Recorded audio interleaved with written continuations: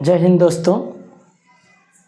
आज हम लोग पढ़ने वाले हैं निश्चित समाकलन, जो कि एग्ज़ाम की दृष्टि से बेहद इम्पॉर्टेंट चैप्टर भी है और एक अच्छा चैप्टर भी है। इसमें अच्छे अच्छे कंसेप्ट भी हैं, सवाल भी अच्छे अच्छे होते हैं। तो आज हम लोग कुछ निश्चित समाकलन का जो बेसिक कंसेप्ट है उस पर बेस्ड हम लोग क्वेश्चन करेंगे। मैं एक सवाल लिया हूँ 0 to π/4 sin x plus cos x dx 9 + 16 sin 2x। इस सवाल में बहुत एक अच्छा कंसेप्ट छुपा हुआ है। ज़रा इस टर्म को देखिए, sin 2x को देखना है।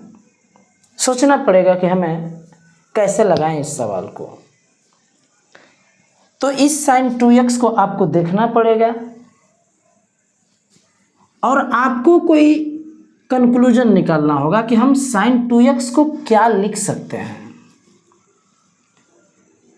जैसे आप ज़रा एक बात नोटिस करिए, sin x plus cos x का होल स्क्वायर ज़रा आप करिए, तो sin x plus cos x का जब आप होल स्क्वायर करेंगे तो ये आएगा आपका sin square x plus cos square x plus 2 sin x cos x। ये होगा a प्लस b के होल स्क्वायर पे तोड़ा गया है sin square x plus cos square x। ठीक है, इसकी वैल्यू हो जाएगी 1 और ये फार्मूला बन रहा है 2 sin x cos x sin 2x। यदि यहाँ पर माइनस होता तो यहाँ पर हम लोगों का क्या हो जाता, माइनस हो जाता। मैं यहाँ पर sin 2x की वैल्यू निकालना चाहता हूँ। मान लीजिए यदि प्लस है, ये प्लस है तो इसको इधर ही रहने दीजिए। तो sin 2x की वैल्यू क्या मिलेगी, ये 1 को आपको इधर करना होगा। तो sin x plus cos x का होल स्क्वायर और -1। ये आपको रिजल्ट याद रखना है, बेहद इम्पॉर्टेंट रिजल्ट है, ये आपको याद रखना है।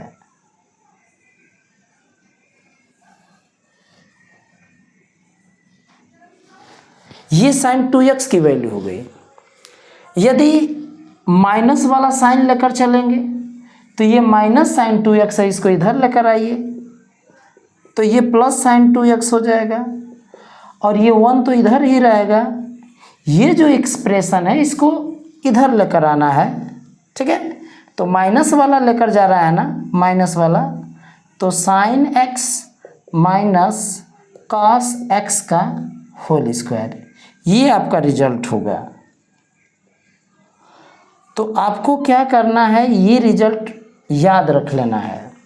sin 2x की value sin x plus cos x का होल स्क्वायर -1 भी होता है और sin 2x की value 1 minus sin x minus cos x का होल स्क्वायर भी होता है। अब हम अपने सवाल में इस फार्मूले को कैसे यूज करना है ये हमें सीखना है। देखिए, ऊपर यदि प्लस है तो हम ये वाला फार्मूला यूज करेंगे और यदि ऊपर माइनस होता तो ये वाला फार्मूला यूज करेंगे। उसका एक रीज़न है। रीज़न ये है कि यदि ऊपर प्लस है तो मैं यह यूज करूँगा और इसको मैं t मानूंगा। जब t मानूंगा तो इसका जो डिफ्रेंसिएशन होगा वो ऊपर वाला आ जाएगा और यदि ऊपर माइनस होगा तो मैं ये वाला यूज करूँगा और इसको t मानूंगा तो ऊपर वाला एक्सप्रेशन आ जाएगा। तो इस चीज़ को ख्याल में रखते हुए हम लोग sin 2x की वैल्यू को अपने क्वेश्चन में अप्लाई करेंगे। तो मैं क्या कर रहा हूँ, मैं sin 2x के जगह पर यह यूज करूँगा। क्यों? क्योंकि sin x और प्लस cos x, ऊपर जब प्लस है तो ये माइनस वाला यूज होगा। तब हमारा क्या हो जाएगा,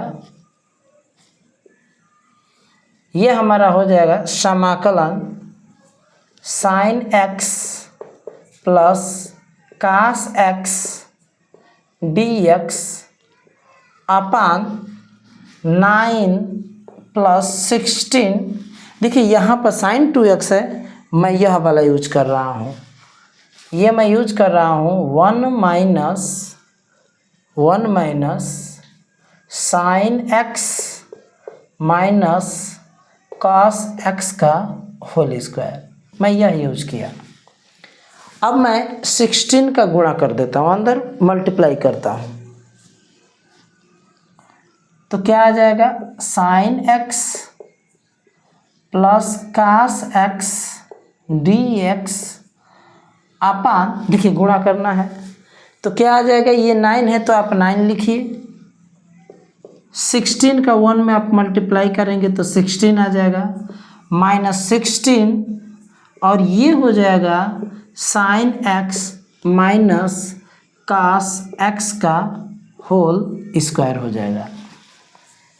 ये देखिए 16 और 9, ये 5 का स्क्वायर हो जाएगा 25, तो इसको आप लिख सकते हैं 5 का स्क्वायर। ये sine x plus cos x तो रहेगा ही, आप इसको क्या करिए कि 5 का स्क्वायर लिख लीजिए, और ये माइनस है, मैंने माइनस लिखा, इसको भी हमें स्क्वायर के रूप में लिखना होगा, तो इसको हम क्या लिख सकते हैं 4 और sign x minus cos x और ये पूरा का स्क्वायर लिख लेंगे, ठीक है। अब हम ये भी ध्यान देंगे कि हमारी लिमिट ऑफ इंटीग्रेशन क्या है, तो हमारी लिमिट ऑफ इंटीग्रेशन 0 to π/4 है, यहाँ पर 0 to π/4 हम लिखेंगे, ये भी है 0 to π/4, ये भी लिमिट क्या है 0 to π/4, ठीक है। अब हम लोग यहाँ पर इसको हम लोग t मानेंगे, ठीक है ना, यानी कि प्रतिस्थापन द्वारा हम इंटीग्रेशन करेंगे, इंटीग्रेशन बाय सब्स्टिट्यूशन लगाएंगे, तो हम यहाँ पर t रखेंगे, माना 4 sign x minus cos x बराबर हमने t मान लिया। जब t मानेंगे तो इसका ज़रा डिफ्रेंशिएशन कीजिए, तो ये 4 है तो 4 होगा, साइन एक्स का डिफ्रेंशिएशन होता है कॉस एक्स, और कॉस एक्स का होता है डिफ्रेंशिएशन माइनस साइन एक्स होता है, और माइनस पहले से है तो ये क्या हो जाएगा प्लस साइन एक्स हो जाएगा, और x का डिफ्रेंशिएशन dx और t का डिफ्रेंशिएशन t हो जाएगा, dt हो जाएगा।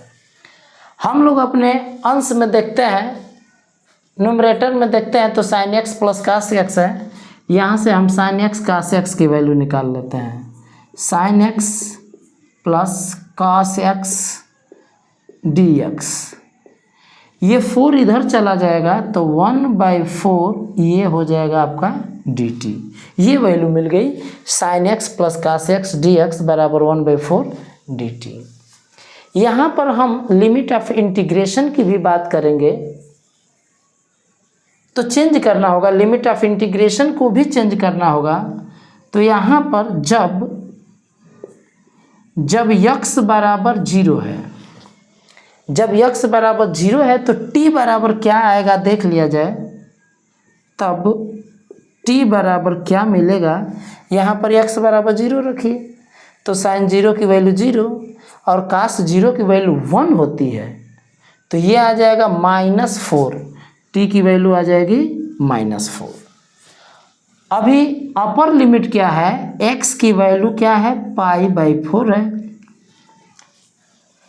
जब x की वैल्यू π/4 है तो हम ये देखेंगे कि उस वक्त t की वैल्यू क्या है, तब t की वैल्यू यदि आप निकालेंगे तो यहाँ पे π/4 रखना होगा, तो साइन π/4 की वैल्यू 1/√2 होती है और कास π/4 की वैल्यू 1/√2 होती है, तो 1/√2 माइनस 1/√2 0 हो जाएगा, और 4 का मल्टीप्लाई करेंगे तो ये आ गया 0। अब हम अपने सवाल में रखते हैं, तो ये 0 से π/4 है, तो हमारा लिमिट क्या होगा, -4 to 0 हो जाएगा। हमारा लिमिट हो जाएगा -4 to 0। sin x plus cos x dx, देखिए यहाँ पर हम लोग वैल्यू निकाल चुके हैं। ये sin x cos x dx की वैल्यू है 1/4 dt। तो ये 1/4 तो आपका बाहर आ जाएगा, कांस्टेंट टर्म है, ये बच जाएगा dt। और बाई क्या है, बाई ये है 5 का स्क्वायर और माइनस इसको हम लोगों ने t माना हुआ है, तो ये आ जाएगा t का स्क्वायर। अब ये आप देख रहे हैं कि ये फार्मूला बना है। यहाँ पर फार्मूला क्या बना है, फार्मूला है integration 1/a² minus x² dx। तो इसका फार्मूला क्या होता है, 1/2a log a plus x by a minus x, ये आपका फार्मूला होता है। ये एक स्टैंडर्ड इंटीग्रेशन है जिसका इंटीग्रेशन होता है 1/2a log a plus x upon a minus x। तो यहाँ पर हम लोगों का क्या होगा, 1/4 तो रहेगा ही, ये इसका इंटीग्रेशन हो जाएगा 1/2a। a की वैल्यू यदि हम देखें तो a की वैल्यू हमारा 5 है, 5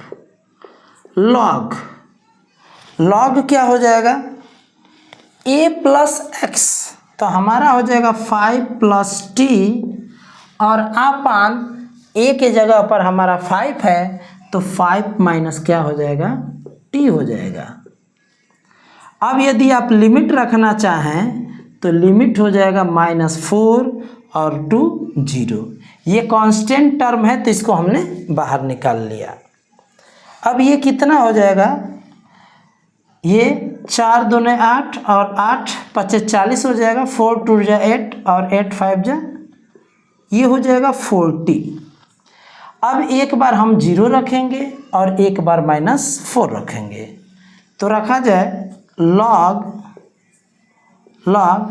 जब आप t की वैल्यू 0 सेलेक्ट करेंगे, 0 सेलेक्ट करेंगे तो 5/5, यहाँ भी 0 रखेंगे, यहाँ भी 0, तो ये हो जाएगा 5/5 यानी 1 हो जाएगा। और माइनस लोअर लिमिट रखकर घटाया जाता है, तो यदि मैं -4 रखूँ t की वैल्यू, लॉग t की वैल्यू मैं -4 रखूँ तो 5 - 4 यानी कि यह 1 हो जाएगा। और अपान 5 - -4 रखूँगा तो ध्यान देना है, यहाँ पे -4 रखूँगा तो ये प्लस हो जाएगा, यानी कि 9 हो जाएगा, ये 9।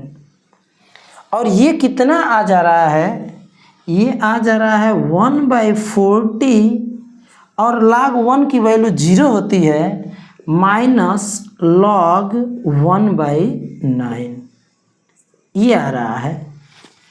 इसको और थोड़ा सा सॉल्व कर दिया जाए, तो और सॉल्व करने के बाद क्या आ जाएगा, इसको देख लेते हैं। ये आ जाएगा 1/40 है तो लिखिए माइनस log, ये 9 है, 9 को ऊपर ले जाइए तो आप लिख सकते हैं 3 के पावर -2, आप ऐसा लिख सकते हैं। अरे भाई नीचे रहेगा तो 3 का स्क्वायर लिखेंगे, ऊपर ले जाएंगे तो 3 के पावर -2 हो जाएगा। ये -2 log में है तो आ जाएगा, पहले आ जाएगा 1/40 माइनस, ये रहेगा ये -2 पहले आ जाएगा और log 3 हो जाएगा। ये माइनस माइनस प्लस हो जाएगा और 2 से 40 कटाएंगे तो 20 बार में कटेगा, 1/20 log 3, और ये हम लोगों का क्या हो जाएगा, आंसर हो जाएगा। यहाँ की जो log की प्रॉपर्टी लगी है वो यह वाली प्रॉपर्टी लगी है, log a m, और इसका पावर n रहेगा तो ये n जो है वो अब बाहर आ जाएगा, n log m, ये हो जाएगा। तो log की प्रॉपर्टी यह यूज की गई है।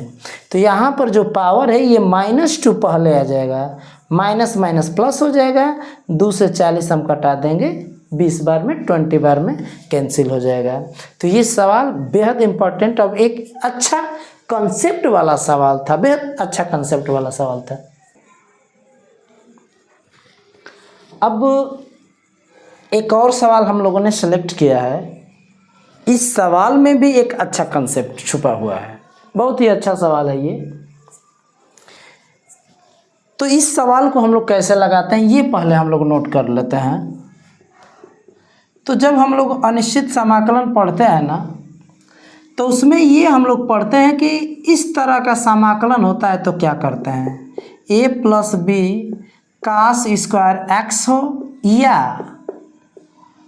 1/a plus B sine square x हो। तो इस तरह का समाकलन हम कैसे करते हैं, उसी में ये भी हो जाएगा 1/a cos square x plus B sine square x. इस तरह का समाकलन हम लोग कैसे करते हैं ये हमको ध्यान देना होता है।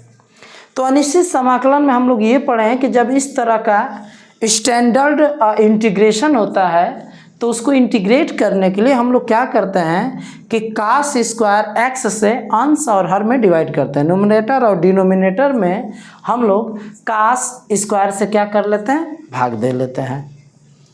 तो हम लोग चलिए यहाँ पर कास से भाग दे देते हैं और देखते हैं कि क्या आता है, ठीक है ना। तो चलिए हम लोग भाग दिया जाए। आप चाहेंगे तो इसमें साइन से भी भाग दिया जा सकता है। अब इसमें हम लोग कास से भाग दे रहे हैं तो क्या आ जाएगा, 0 से π/2, 0 से π/2। ये तो आपको नोट करने वाली चीज़ है।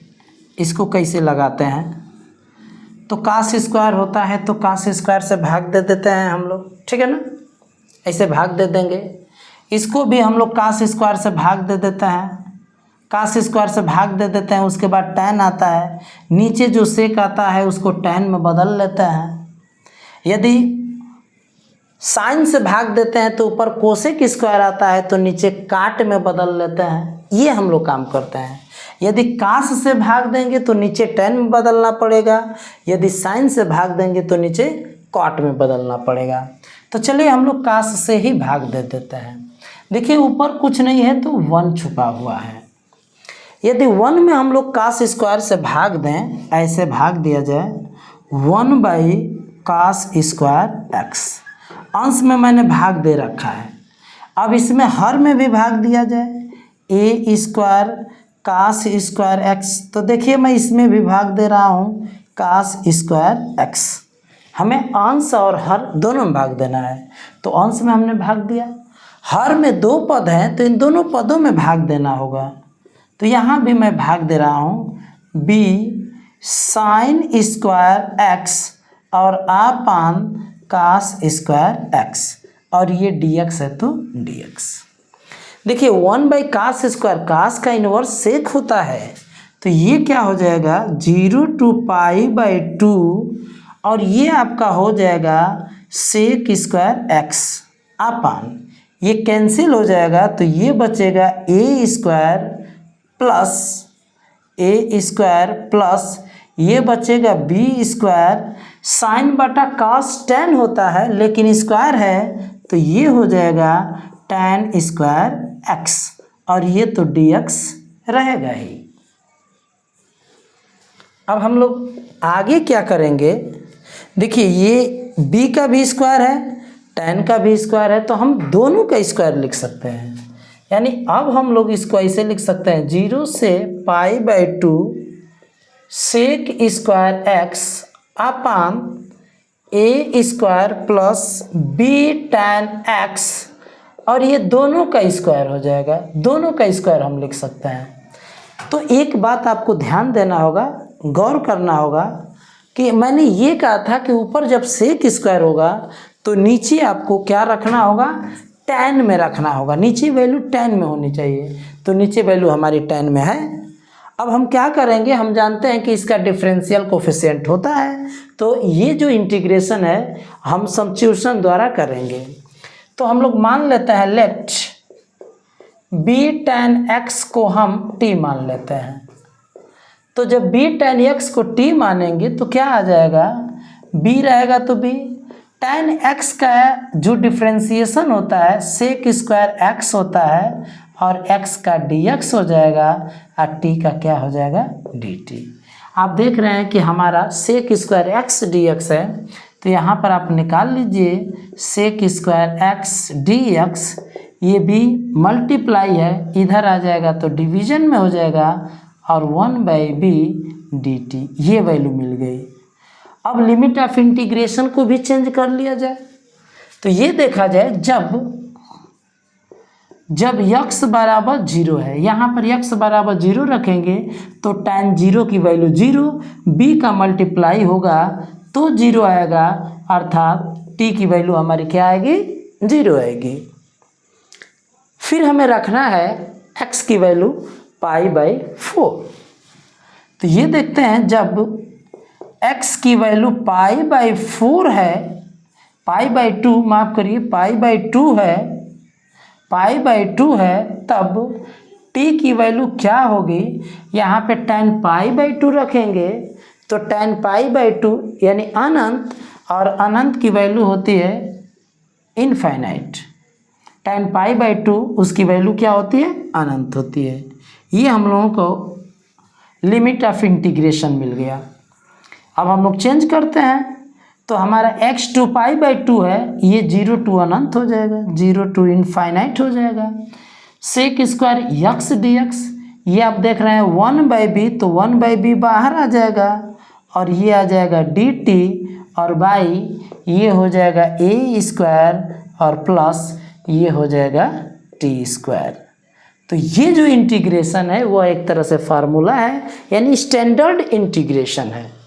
तो इसका फार्मूला क्या होता है, फार्मूला मैं लिख देता हूँ, integration 1/a² plus x square dx,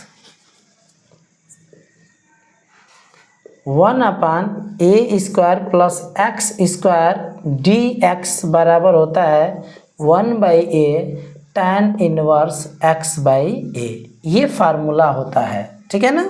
और यदि इनडिफिनिट या निश्चित समाकलन रहेगा तो हम प्लस c लिख देते हैं, लेकिन यहाँ पर डिफिनिट इंटीग्रेशन है तो c लिखने का कोई मतलब नहीं है। तो इसका इंटीग्रेशन क्या हो जाएगा, ये हम लोग देखते हैं। तो 1/b तो होगा ही, 1/a होता है तो a है, तो 1/a, उसके बाद क्या है tan इनवर्स x/a, तो x के जगह पर हम लोगों का t है, t/a। तो लिमिट ऑफ इंटीग्रेशन केवल चर राशि का लगता है, ये तो अचर राशि है तो ये बाहर हो जाएगी, हमारा चर राशि यही है, तो 0 to क्या हो जाएगा, अनंत हो जाएगा। अब हम अपर लिमिट रखेंगे, ये 1 जब 1 हो जाएगा और ये a b हो जाएगा। पहले हम अनंत रखेंगे तो tan इनवर्स अनंत हो जाएगा, ठीक है, अनंत में से भाग देंगे तो अनंत इनफाइनाइट आ जाएगा। उसके बाद 0 रखेंगे माइनस tan इनवर्स 0। अब इसको सॉल्व करते हैं तो ये आ जाएगा 1/ab, tan इनवर्स इनफाइनाइट है वहाँ पर, तो इनफाइनाइट यानी π/2 होता है उसकी वैल्यू, π/ क्या हो जाएगा 2, और माइनस tan इनवर्स 0 की वैल्यू 0 होती है, यानी हमारा जो आंसर आ जाएगा π/2ab, ये हम लोगों का क्या हो जाएगा, आंसर हो जाएगा। तो ये सवाल बेहद इम्पोर्टेंट रहा और इसका ये आंसर रहा π/2ab।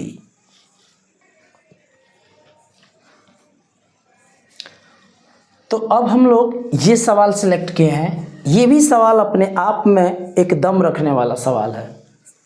इस सवाल को हम लोग देखते हैं कि कैसे लगेगा। तो हम लोग अनिश्चित समाकलन में इंडिफिनिट इंटीग्रेशन में हम लोग एक बात नोटिस किए थे। क्या नोट किए थे हम लोग कि जब इस तरह का समाकलन हो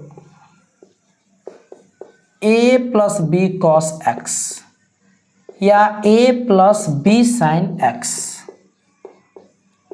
इस तरह का जब समाकलन हो तो हम क्या करते हैं, जब इस तरह का समाकलन होता है तो cos x के जगह पर हम लोग लिखते हैं 1 minus tan square cos 2x के जगह पर या cos x के जगह पर 1 माइनस tan स्क्वायर x/2 अपान 1 plus tan square x/2 use करते हैं। और sin x के जगह पर हम यूज करते हैं 2 tan x/2 अपान 1 प्लस tan स्क्वायर x/2, ये हम लोग यूज करते हैं। अब इसी कंसेप्ट को हम लेकर इस सवाल को हल करेंगे। तो क्या है, 0 से पाई है, dx है हम लोगों का, अपान 1 माइनस 2a, आप यहाँ पर देख रहे हैं cos x है, तो cos x का ये फार्मूला होता है, क्या फार्मूला होता है, 1 माइनस tan स्क्वायर x/2 अपान 1 प्लस tan स्क्वायर x/2, ये हो जाएगा। और प्लस a स्क्वायर है तो a स्क्वायर। अब इसको आगे सॉल्व करते हैं हम लोग। देखिए, इसका हर एक मान लीजिए, इसका हर एक मान लीजिए, तो एक तरह से यह एलसीएम हो जाएगा। तो क्या आ जाएगा, 0 से पाई, आप इसे एलसीएम समझ लीजिए, तो 1 प्लस tan स्क्वायर x/2। अब यहाँ से 1 से डिवाइड करेंगे इसमें तो इतना ही बार जाएगा, इसका इसमें गुणा करेंगे तो ये आ जाएगा 1 प्लस tan स्क्वायर x/2, ये आ जाएगा। फिर इससे ये कैंसिल हो जाएगा, इतना बचेगा, इसका अंदर गुणा करेंगे तो माइनस 2a आ जाएगा। फिर इसमें गुणा करेंगे तो प्लस 2a और tan स्क्वायर x/2 आ जाएगा, प्लस इससे इसमें डिवाइड करेंगे तो इतनी बार जाएगा। और a स्क्वायर का जब मल्टीप्लाई होगा तो a स्क्वायर का 1 में मल्टीप्लाई होगा तो a स्क्वायर आ जाएगा, प्लस a स्क्वायर का जब इसमें मल्टीप्लाई करेंगे तो a स्क्वायर और ये आ जाएगा tan स्क्वायर x/2, ये आ जाएगा। और ऊपर तो खैर dx रहेगा ही, dx। अब ये भिन्न का भाग है तो ये पलट कर ऊपर चला जाएगा, तो प्लट के ऊपर चला जाएगा तो 0 से पाई हो जाएगा और ये ऊपर चला जाएगा तो ये बन जाएगा 1 प्लस tan स्क्वायर x/2 और ये dx रहेगा। अपान में आ जाते हैं। अपान में देखिए, मैं इस टर्म को 1 को माइनस 2a और a स्क्वायर को एक साथ लेता हूँ, 1 माइनस 2a a स्क्वायर को एक साथ मैंने लिया। उसके बाद प्लस, देखिए ये tan square x/2, tan square x/2, tan square x/2, ये कॉमन है, मैंने कॉमन कर लिया tan स्क्वायर x/2, कॉमन किया तो यहाँ से बचेगा 1 और यहाँ से बचेगा आपका 2a और यहाँ से बचेगा आपका a स्क्वायर, ये वैल्यू बचेगी।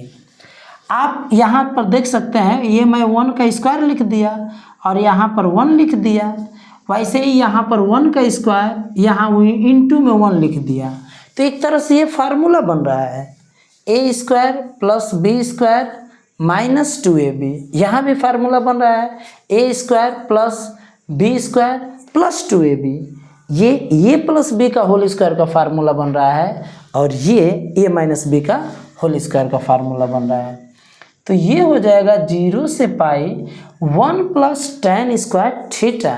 आइए, तो बेसिक चीज़ है, आप जानते भी होंगे, ये हो जाएगा सेक स्क्वायर x/2, ये हो जाएगा सेक स्क्वायर x/2 dx अपान ये हो जाएगा आपका 1 माइनस a का होल स्क्वायर, ये फार्मूला बन रहा है, प्लस ये बन रहा है 1 प्लस a का होल स्क्वायर और ये हो जाएगा आपका tan स्क्वायर x/2। वही काम फिर होगा, इंटीग्रेशन बाय सब्स्टिट्यूशन द्वारा हम लोग लगाएंगे अब इसका भी स्क्वायर है, इसका भी स्क्वायर है, तो मैं दोनों का स्क्वायर मान लेता हूं, मैं दोनों का स्क्वायर मैं लिख देता हूं। 1 माइनस ए का होल स्क्वायर, ये 1 प्लस ए और tan स्क्वायर x/2, ये दोनों का मैं होल स्क्वायर रख दिया मैं। अब क्या करेंगे, इसी को हम लोग t मान लेते हैं। माना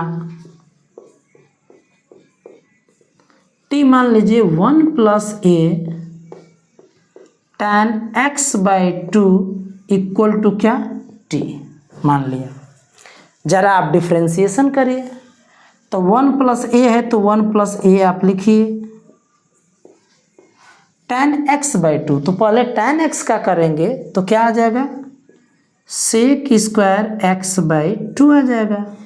फिर x/2 करेंगे तो 1/2 dx आ जाएगा, 1/2 dx, और ये क्या आ जाएगा, dt।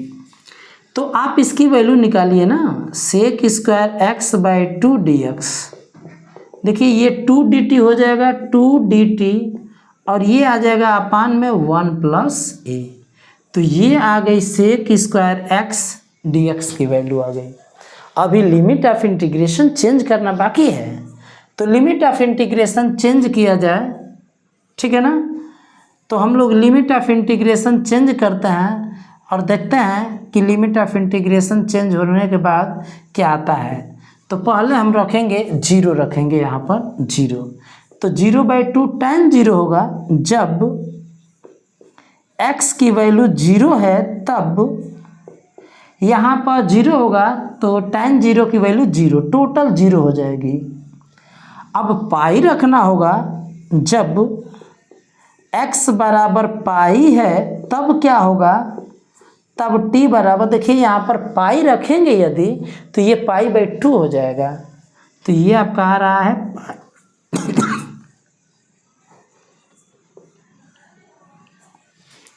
π/2। अब आगे हल करते हैं। अब हम लोगों का ये सवाल बदल जाएगा 0 to, एक बात और देखा जाए, x के जगह पर जब मैं पाई रखूँगा तो π/2 होगा, तो tan π/2 की वैल्यू अनंत होती है, और इसमें गुणा करेंगे तो ये अनंत आ जाएगा, इनफाइनाइट हो जाएगा। तो ये क्या हो जाएगा, 0 to इनफाइनाइट। यहाँ पर देखिए sec स्क्वायर x/2 dx, इसकी वैल्यू है 2/1 प्लस ए dt, तो 2/1 प्लस ए कांस्टेंट है, इसको मैं बाहर कर लेता हूँ, तो 2/1 प्लस ए बाहर आ जाएगा, तो इंटीग्रेशन 0 to क्या हो जाएगा, इनफाइनाइट।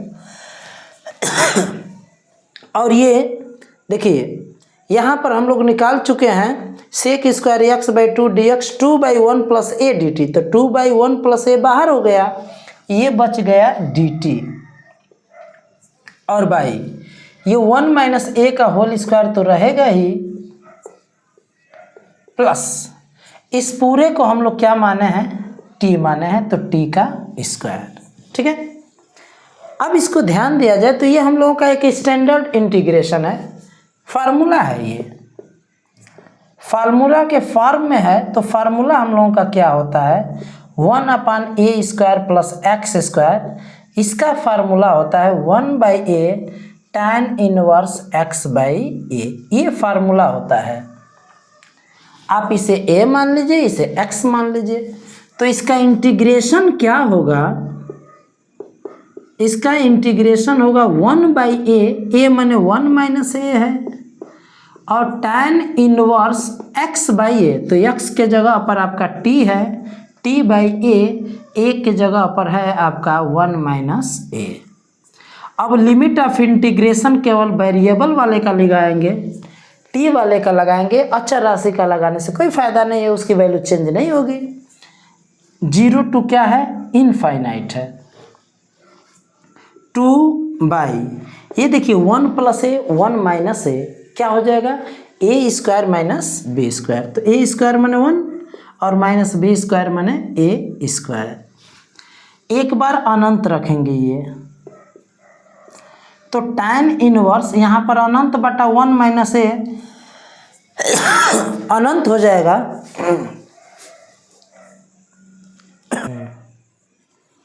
अब हम लोग 0 रखेंगे तो माइनस tan इनवर्स 0। ये 2/1 माइनस ए स्क्वायर आप लिखिए। tan इनवर्स अनंत है तो ये होता है π/2 होती है वैल्यू, और tan इनवर्स 0 है तो उसकी वैल्यू तो 0 है।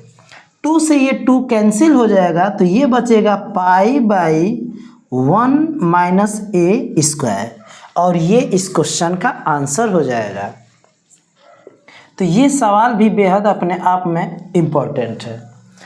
तो आज हम लोग निश्चित समाकलन के 3 बहुत महत्वपूर्ण ही क्वेश्चन को देखें, जो बहुत अपने आप में इम्पोर्टेंट क्वेश्चन थे।